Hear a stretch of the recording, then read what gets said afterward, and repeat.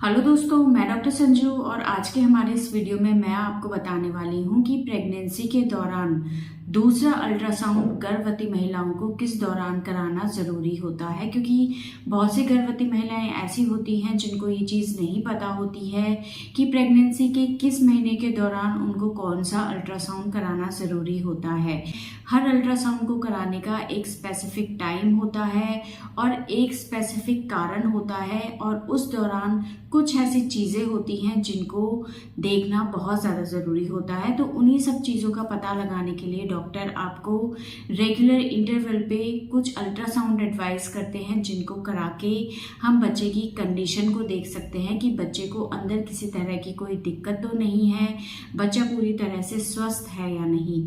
पहला अल्ट्रासाउंड जो है वो आपको लगभग 1.5 से 2 महीने के बीच में कराना ज़रूरी होता है और जो दूसरा अल्ट्रासाउंड होता है वो आपकी प्रेगनेंसी के 11वें हफ्ते से लेके 13वें हफ्ते के बीच में कराया जाता है। यानी कि जब आपको 3 महीने लगभग खत्म होने वाले होते हैं या चौथा महीना जब आपको स्टार्ट होता है, उस दौरान ये अल्ट्रासाउंड कराया जाता है। लगभग 11वें हफ्ते से 13वें हफ्ते के बीच में आप इसको कभी भी करा सकते हैं। इस अल्ट्रासाउंड को NT-NB स्कैन भी बोलते हैं। NT का मतलब होता है न्यूक्लियर ट्रांसल्यूसेंसी और NB का मतलब होता है नेजल बोन। इन दो चीज़ों को इस अल्ट्रासाउंड के अंदर देखा जाता है। न्यूक्लियर ट्रांसल्यूसेंसी का मतलब होता है आपके बच्चे की गर्दन का जो पिछला हिस्सा होता है उसकी थिकनेस को चेक किया जाता है अल्ट्रासाउंड में देख के कि वो कितनी मोटी है। इसी तरह से NB यानी कि नेजल बोन को देखा जाता है, नेजल बोन की लंबाई कितनी है।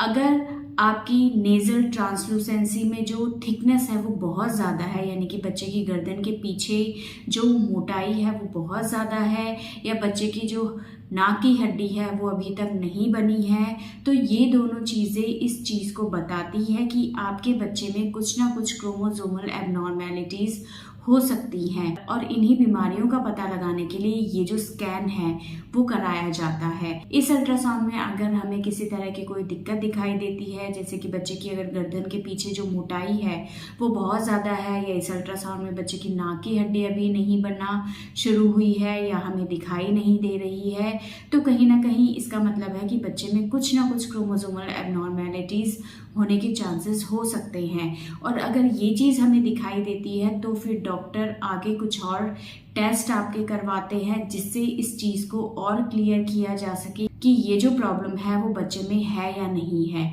इसके लिए डॉक्टर आपके कुछ ब्लड टेस्ट करवाते हैं, जैसे कि डबल मार्कर हो गया या एमनियोसेंटेसिस हो गया। इस तरह के कुछ और एडवांस टेस्ट कराए जाते हैं जिससे इस चीज़ को कंफर्म किया जा सके कि आपके बच्चे में किसी तरह की क्रोमोसोमल एबनॉर्मेलिटी होने के चांसेस है या नहीं। क्योंकि बहुत से क्रोमोसोमल एबनॉर्मेलिटी के बारे में आपने सुना होगा, जैसे कि डाउन सिंड्रोम है या पेटाउ सिंड्रोम है। ये कुछ क्रोमोसोमल एबनॉर्मेलिटीज़ होती हैं जो कि अगर बच्चे में होती है तो इस तरह के जो बच्चे होते हैं वो एबनॉर्मल टाइप के होते हैं, वो नॉर्मल बच्चों की तरह नहीं होते हैं। और अगर ये चीज़ें हमें टाइम रहते पता चल जाती हैं तो ऐसी प्रेगनेंसी को हम आगे बढ़ने से रोक सकते हैं। ऐसे में एबॉर्शन करके इस प्रेगनेंसी को रोका जा सकता है, ताकि किसी भी तरह के एबनॉर्मल बच्चे को डिलीवर ना किया जा सके। क्योंकि अगर आपका बच्चा एबनॉर्मल होगा तो इससे खुद पेरेंट्स को भी परेशानी रहती है और खुद बच्चे के लिए भी ये एक बहुत बड़ी प्रॉब्लम होती है, जिससे बच्चा लाइफ लॉन्ग सफ़र करता है। तो इसलिए इस तरह की प्रॉब्लम्स को टाइम रहते देखने के लिए ये अल्ट्रासाउंड कराना बहुत ज़्यादा ज़रूरी होता है। और अगर आपकी प्रेगनेंसी का 11वें से 13वां हफ्ता चल रहा है तो इस दौरान आपको ये अल्ट्रासाउंड कराना ज़रूरी होता है, ताकि किसी भी तरह की क्रोमोसोमल एबनॉर्मेलिटी को आपके बच्चे में देखा जा सके। अगर वो चीज़ है तो उसको और एडवांस टेस्ट के ज़रिए कंफर्म किया जा सके। इसलिए ये अल्ट्रासाउंड कराना महिलाओं के लिए बहुत ज़्यादा ज़रूरी होता है।